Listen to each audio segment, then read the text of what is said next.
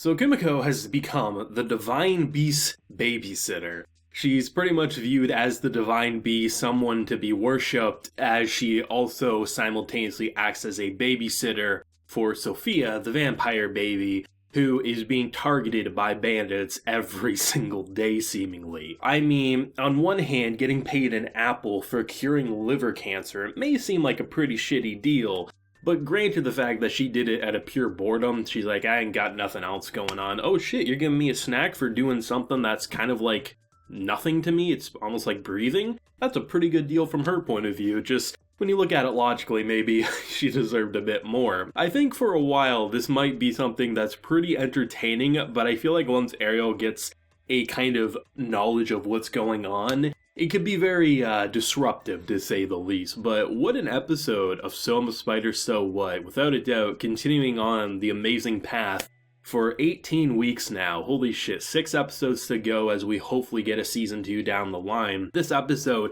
in terms of what Kumoko is currently doing after regaining her body, happy as can be, what should I do? Oh look, there's a town. I'm a monster, I can't do shit. The fact that she's so skilled at this point that she can literally just put a hammock down, basically, out of web, look at the mansion and be like, oh, that's the baby I saved. Oh, they're in trouble again. This isn't a character who needs to, like, sneak around the house. Oh shit, I'm a spider, I don't want to get caught, I might get killed. She can kill people from a distance. It's basically like a sniper rifle that you can't detect. She can mark you, see where you're going to your base. She can literally snack, read, do a bunch of things. Oh shit, you're trying to kill again? Alright, you're dead. Carry on with her day. She is without a doubt the best babysitter this family could ever ask for. And it's so fascinating to see the difference of father and mother. Father saying, well, I really don't want to trust the beast because logically it makes absolutely no sense to. She is a monster. And even if this monster has intelligence, it doesn't mean it can understand us, right? It could just be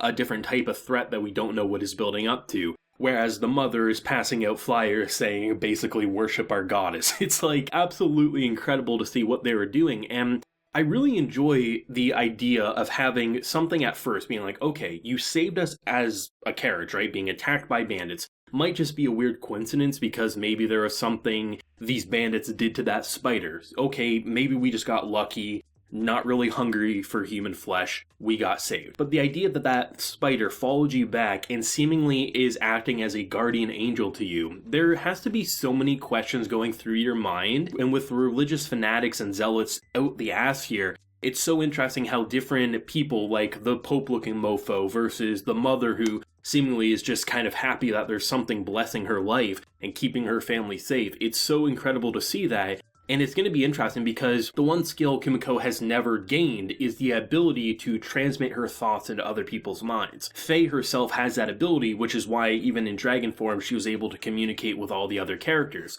But as a spider growing up in a cave who's struggling to survive, there was at no point she needed to be like, you know what, I'm going to spend a valuable skill point so I can hopefully talk to people. It probably never even crossed her mind because survival was the most important thing. And I'm curious to see if before the confrontation between Ariel and Kumoko will happen, if she'll gain the ability to actually talk. Because with all these people worshipping her as her spider who's not communicating, but seemingly understanding the distress of people, it'd be interesting to see what would happen there. But either way, incredible stuff for the spider content, and especially the whole assassination side. You're having like 3 different parties. You have the Pope, you have the elf, and then you have seemingly Kumoko kind of like intervening with the human side. And war is pretty much breaking out like crazy. I mean, we see it on Shun's side, right? They're kind of like infiltrating the town. They want to defeat Hugo. Hugo's basically being worshipped as a hero. I mean, this guy already had a big enough headed as is. We don't need an entire town worshipping him because the Pope says so. But it's understandable where his ego comes from, granted when he's literally being worshipped as almost God in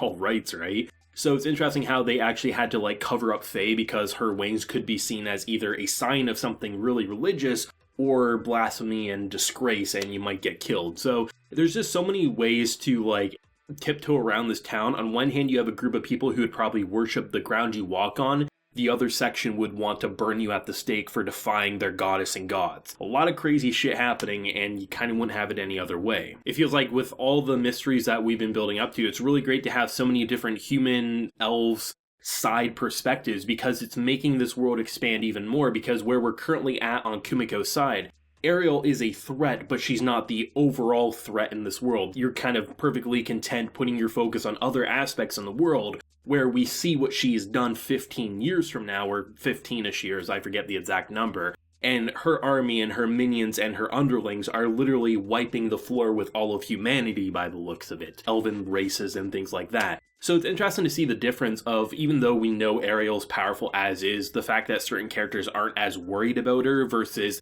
I forget how many episodes it was at this point, 6 to 8 episodes back, where there's characters saying, this new demon lord is kind of destroying everything as we know it, and we have no idea what to do, right? I think it was the conversation episode or 2 before Shun's father ended up killed, I believe, if I'm not mistaken, in that area anyway. So just watch an episode like this where you had so many different perspectives, and I think people who may not be as interested in the perspectives outside of Kumoko, our little spider girl here, I think they spice it up with so many different ones, between like elves to religious higher ups, to Shun's side, to, a baby vampire family side. I love Sophia's stuff as well. I love how she kind of transitioned to being like, I'm kind of freaked out being reincarnated as a baby, but, this seems like a really nice family. And as long as I don't have to deal with that spider again, I'll be A-okay. Oh shit, she has to overhear that the spider moved in next door and is gonna pay you a friendly visit every so often. What a way to give a baby a nightmare. And I'm really excited to see what Sophia and Kumoko's relationship would look like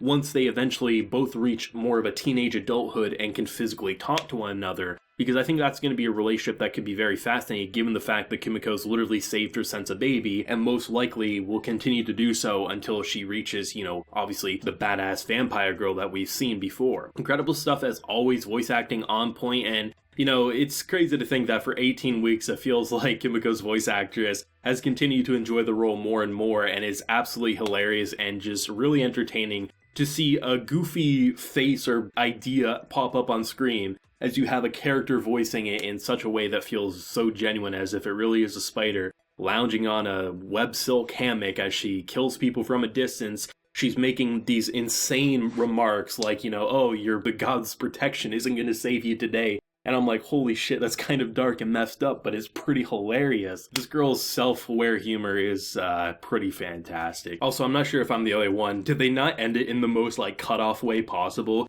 Obviously you get the short moment after the credits with all the people coming to get blessed, but it felt like as she was saying something, she was taking a bite of the apple, and then it just cut. I'm not sure if it was just, a bad editing choice, or if it ended up just making a really funny joke on purpose. Either way, it was such a, what the hell, the episode's already over? I thought we still had a couple of minutes left. Maybe I'm the only one feeling it, but it just felt like it was so abrupt with how they ended it, but I mean, you gotta get us to want to watch the next episode some way, am I right? A great episode, hilarious episode, and pretty fascinating one with some of the information that they dropped about wars and everything like that, but let me know your thoughts and feelings down below, your favorite moment, whatever you're thinking. Drop a comment down below. If you enjoyed the video, leave a like, share your support, and hit that subscribe button if you happen to be new around here. So until next time, everyone, please take care and have a good one.